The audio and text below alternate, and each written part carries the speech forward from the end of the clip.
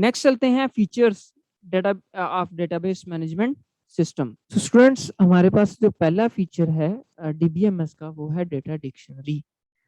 तो मैंने अभी आपसे थोड़ी देर पहले एक बात की थी जिसमें मैं बात कर रहा था कि जी डेटा जो है उसके ऊपर कंस्ट्रेंट्स हम लोग लगाते हैं ताकि वही डेटा आए जो हम लोग यहाँ उसी फॉर्मेट में आए जिसमें हम लोग चाहते हैं। तो अब इसमें होता यही है कि बेसिकली आप लोगों ने जो रूल्स डिफाइन किए होते हैं वो सारे के सारे इस डेटा डिक्शनरी के अंदर ही होते हैं। उन रूल्स के अंदर हो सकता है एक फील्ड का नाम है, उसमें फील्ड का उस फील्ड का पर्टिकुलर साइज है, देन उसकी डेटा टाइप है। तो ये सारी चीजें उसके अंदर आती हैं। सो स्टूडेंट्स यहाँ से हमें पता चला कि जो डेटा डिक्शनरी है ये बेसिकली जो रूल्स आपने डिफाइन किए हैं ये इसके अंदर स्टोर होते हैं।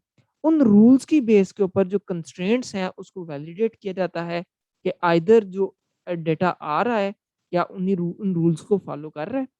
और इसको आप लोग जो डेटा डिक्शनरी है इसको आप लोग रिपॉजिटरी भी कहते हैं। इसके अलावा आप लोग ने जब भी डेटा के ऊपर ऑथराइजेशन देनी है, लाइक आप लोगों ने किन किन लोगों को ऑथराइज करना है डेटा तक रसाई उनको देनी है, तो उसमें भी आप लोग डेटा डिक्शनरी को यूज कर सकते हैं।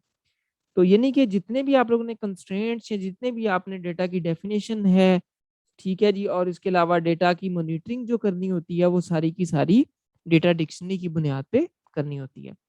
तो नेक्स्ट हमारे पास दूसरा जो फीचर है वो है स्टूडेंट्स यूटिलिटीज। यूटिलिटी ये है जितने भी उसके अंदर प्रोग्राम होते हैं जिनकी बुनियाद पे आप लोग जो है डेटाबेस को मेंटेन करते हैं, यानी कि आप लोग उसके अंदर डेटा को प्रोसेस करते हैं या आप उसके अंदर जो इंसर्ट करते हैं डेटा या रिट्रीव करते हैं, इस तरह के जितने भी ऑपरेशंस हैं वो बेसिकली यूटिलिटीज परफॉर्म कर रही होती हैं। मैंने कहा डेटाबेस मैनेजमेंट सिस्टम इटसेल्फ एक सॉफ्टवेयर है, बड़ा सॉफ्टवेयर है जिसके अंदर ये छोटे छोटे प्रोग्राम्स काम कर रहे होते हैं और उनमें ये भी यूटिलिटीज होती हैं। अब इसके अगर मेजर बड़ी यूटिलिटी की बात करें तो बैकअप और रिस्टोर, ठीक है जी, या रिकवरी, तो ये बेसिकली इसकी यूटिलिटीज के अंदर इसका शुमार होता है। इसके बाद आती है क्वेरी लैंग्वेज तीसरे नंबर पे। स्टूडेंट्स देखें, आप लोगों ने कोई भी इवन कंप्यूटर के साथ इंटरेक्ट करना है तो जाहिर सी बात है आपको कोई ना कोई लैंग्वेज आनी चाहिए, कोई इंटरफेस होता है ना उसके साथ बातचीत करने का। इसी तरीके से जब आप लोगों ने इस डेटाबेस मैनेजमेंट सिस्टम के अंदर कोई काम करना है तो उसके लिए एक पर्टिकुलर लैंग्वेज यूज होती है जिसको आप लोग कहते हैं क्वेरी लैंग्वेज। अब जो हम लोग यूज करेंगे या आगे जो ज्यादातर लोग यूज करते हैं और जो सबसे मशहूर है वो स्ट्रक्चर क्वेरी लैंग्वेज है जिसको एसक्यूएल या सीक्वल भी कहते हैं। स्टूडेंट्स इसकी मदद से आप लोग बहुत सारे आगे भी हम लोग जैसे जब जाएंगे तो हम बहुत सारे ऑपरेशंस इन क्वेरी लैंग्वेजेस की उसकी सिंटैक्स को फॉलो करते हुए करेंगे और हम लोग भी इंशाल्लाह एसक्यूएल को ही फॉलो करेंगे। बहुत सारे ऑपरेशंस हम लोग परफॉर्म कर सकते हैं, लाइक आप लोग टेबल को क्रिएट करना है, ठीक है, या फिर आप लोगों ने कोई डेटा इंसर्ट करना है, कोई डेटा फेच करना है, रिट्रीव करना है, या कोई डेटा को अपडेट करना है, डिलीट करना है, ठीक है, मॉडिफाई करना है। बहुत सारे जो काम है ये हम लोग इसके जरिए क्वेरीज के जरिए करेंगे। यानी हम लोग रिटर्न क्वेरी उसको देंगे, वो उसको एग्जीक्यूट करेगा और हमें वो रिजल्ट्स जो हैं वो आएंगे इंशाल्लाह। ये जो जैम सर्वर हम लोगों ने इंस्टॉल किया है इसके अंदर ये भी हम लोग प्रैक्टिकली चीज़ों को देखेंगे। फिर आता है रिपोर्ट जनरेटर। स्टूडेंट्स जो डाटा टेबल्स की फॉर्म के अंदर डेटाबेस के अंदर स्टोर होता है ना, उसको आप लोग डायरेक्टली नहीं पढ़ सकते, या उसको अगर आप लोगों ने किसी मैनेजर को, किसी अथॉरिटीज को या किसी और बंदे को दिखाना है तो वो तो उसको कहेगा कि ये it's a simple table, how can I retrieve the information from this table. So वहां पे आप लोगों के जो काम आती हैं चीजें वो आती हैं रिपोर्ट्स। तो वो रिपोर्ट्स जो हैं वो डेटाबेस मैनेजमेंट सिस्टम आपको ये चीज प्रोवाइड करता है कि आप लोग उनकी मदद से रिपोर्ट्स जनरेट करते हैं। मैं स्टूडेंट्स इसकी बड़ी जबरदस्त एग्जांपल देने लगा हूँ। आप लोगों का जो बोर्ड का रिजल्ट्स आते हैं, क्या वो आप लोगों के रिजल्ट प्रिपेयर करते हैं उधर बैठ के हर स्टूडेंट का अलग अलग, यानी कि रिपोर्ट कार्ड जो होता है? नहीं, ऐसा हरगिज नहीं होता। जस्ट क्या होता है वो फॉर्मेट बनाया होता है उन्होंने डॉक्यूमेंट का और वो प्लेसेस के ऊपर जो है आप लोगों का डेटा फेच करते हैं टेबल्स में से। मिसाल के तौर पे एक टेबल है, टेबल के अंदर ये एक टेबल बना हुआ है, ठीक है जी, इस टेबल के अंदर यहाँ पे मिसाल के तौर पे रोल नंबर्स हैं, ठीक है जी, तो यहाँ वाला डाटा जो है आप कहते हैं जी वो जो एक रिपोर्ट कार्ड है उसके इस जगह पे आ जाए। तो वो यहाँ से जो भी डाटा उठाएगा पहले रिकॉर्ड का पहली लाइन में से वो यहाँ पे शो करवा देगा। अब वो हो सकता है रोल नंबर हो सकता है पिक्चर हो स्टूडेंट की। अगले टेबल के अंदर अगली जो हमारे पास यहाँ पे एंट्री है वो शायद पिक्चर हो, तो हम कह लेते हैं पिक्चर भाई तुमने रिपोर्ट कार्ड में इधर दिखानी है, ठीक है। और यहाँ पे अगला हो सकता है उसके मार्क्स हो टोटल, तो हमने कह देते हैं मार्क्स भी तुमने इस जगह पे रिपोर्ट के ऊपर शो करने हैं।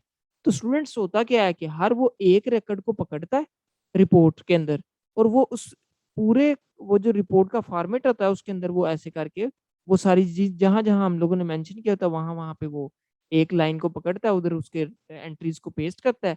और जब हम लोग उसका प्रिंट लेते हैं या हमारे पास वो पीडीएफ जनरेट होती है, तो हम समझते हैं कि ये रिपोर्ट एक ऐसे प्रिपेयर हुई है, लेकिन वो प्रिपेयर किसने की होती है? वो डेटाबेस मैनेजमेंट सिस्टम ने प्रिपेयर की होती है। तो स्टूडेंट्स यहाँ तक आपको मेरा ख्याल है समझ आ गई होगी। रिपोर्ट जनरेटर भी आपको समझ आ गई। उसके बाद आती है एक्सेस सिक्योरिटी। देखिए कुछ मैंने इससे पहले भी डिस्कशन की हुई है कि हम नहीं चाहते कि सारा डाटा जो है वो एक पर्सन देख सके, या हम ये भी नहीं चाहते कि सारा कुछ हाइड हो एक पर्सन से। मिसाल के तौर पे एक सेल्समैन है गवर्नमेंट के ऊपर, तो हम नहीं चाहते उसको प्रॉफिट शो हो, ना ही हम चाहते हैं उसको दूसरी ब्रांचेस का भी डाटा शो हो। हम तो चाहते हैं बस उसको जो उसने प्राइस है या प्राइस लिस्ट है इस तरह की चीजें सिर्फ शो हो जो उसके मुतलका है। उसको क्या उसका लेना-देना है जी प्रॉफ़िट के साथ या दूसरी ब्रांचेज़ में क्या हो रहा है, उसका तो कोई ताल्लुक नहीं है, ठीक है? तो आप लोग क्या कर देते हो, उसको रिस्ट्रिक्ट कर देते हो कि आप सिर्फ़ ये वाला डाटा देख सकते हो, रोल असाइन कर देते हो उसको, ठीक है? लेकिन अब जहाँ पे मैनेजर आ जाता है, तो मैनेजर को आप लोग ज़्यादा एक्सेस दे देते हैं। सो ये वाली भी सारी चीज़ें जो हैं, वो आपको डीबीएमएस प्रोवाइड करता है कि आपने किसको कितना रोल देना है और वो क्या-क्या ऑपरेशंस परफ़ॉर्म कर सकता है। और वो किस तरीके से इसको एक्सेस करेगा, क्या उसके पास यूज़र नेम पासवर्ड होगा या किस तरीके से वो फिर ये सारे के सारे एक्सेस कर सकेगा डेटाबेस को। ठीक है स्टूडेंट्स, इस तरह हम लोग अपने डेटाबेस को सिक्योर कर सकते हैं। हम वो सिर्फ़ वो चीज़ उसको दे सकते हैं जो जिसका उसको राइट है या जो उसको देनी चाहिए चीज़ें यानी जो-जो वो देख सके सिर्फ़। तो ये हो गई access security. Last but not least, backup and recovery. So students आपको पता है कि हमें पहले भी डिस्कस किया कि बैकअप हम चाहते हैं कि एडिशनल कॉपी आ जाए कि इन केस ऑफ लॉस्ट और damage to data we can recover it from the backup copy. So we do this intentionally, हम इसको इंटेंशनली करते हैं ताकि हम इसको जब चाहें जब लॉस हो हम उसको वहां से पकड़ें और रिकवर कर लें और हमारे डेटा को कोई नुकसान ना हो। तो ये बुनियादी मकसद होता है बैकअप एंड रिकवरी का। तो ये एक गिने-चुने चंद फीचर्स थे जो मैंने आपके सामने रखे डेटाबेस मैनेजमेंट सिस्टम के। Again like I said before, there is a difference between database and database management system. Database management system is a software, but database is just like a repository to store the data in terms of files or tables. तो ये चीजें आप लोगों ने अपने ज़हन में रखनी है।